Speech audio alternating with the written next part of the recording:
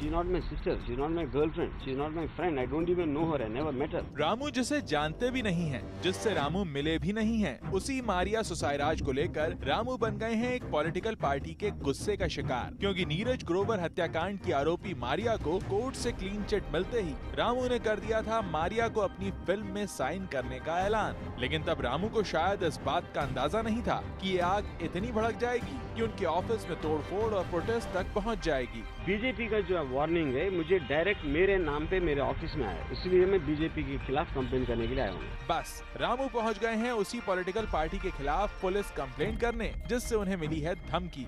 वैसे रामू सिर्फ मारिया को अपनी फिल्म में कास्ट करने की विश को लेकर मुसीबत में फंसे हैं ऐसा नहीं है, क्योंकि रामू तो उसी नीरज ग्रोवर हत्याकांड पर एक फिल्म भी बना रहे हैं जिसके ट्रायल में मारिया को भी आरोपी बनाया गया था। पर कोर्ट ने जैसे ही मारिया को राहत दी, रामू ने लगता है अपनी फिल्म के प्रमोशन के लिए ही इस कंट्रोवर्सी की आग को और भड़का दिया मारिया को कास्ट करने की बात कहकर। पर अब रामू हंगामा बढ़ता देखकर फ्रीडम ऑफ एक्सप्रेशन के नाम पर मारिया से पल्ला झाड़ रहे हैं।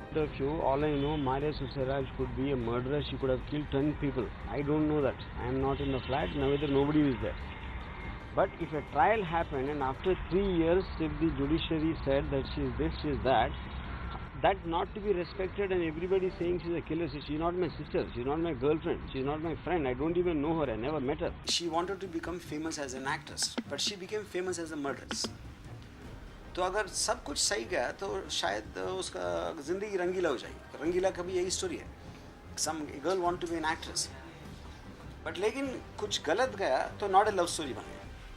So अगर अभी after all that she is released now, and after the conviction she served her sentence, so which means she's become a new person.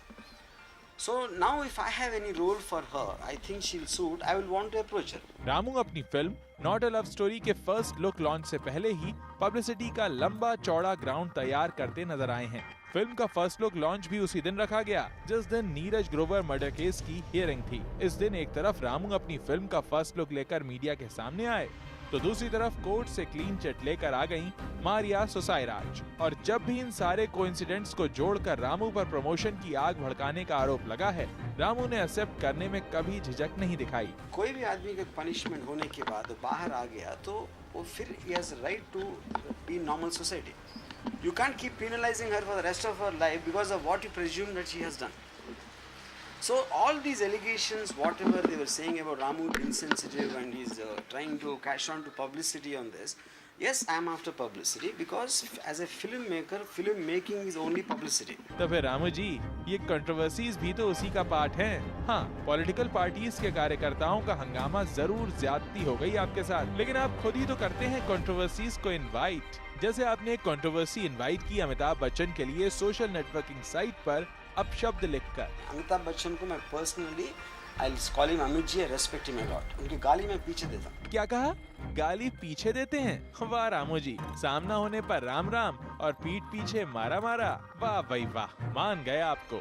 अब आप हमारी एक एडवाइस भी मान लीजिए, कम से कम हिंदी में पब्लिकली बात करना बंद कर दीजिए, क्योंकि हमें लगता है कि आप अपनी फीलिंग्स को हिंदी में ठीक से ट्रांसलेट नहीं कर पाते हैं। और लगता है इसी चक्कर में रामू के ऑफिस में कर दिया है उस पॉलिटिकल पार्टी के कार्यकर्ताओं ने हंगामा, जिसके खिलाफ कंप्लेंट फाइल करने पुलिस स्टेशन जाना पड़ा हमारे रामू जी को। Bureau report, zoom, Mumbai.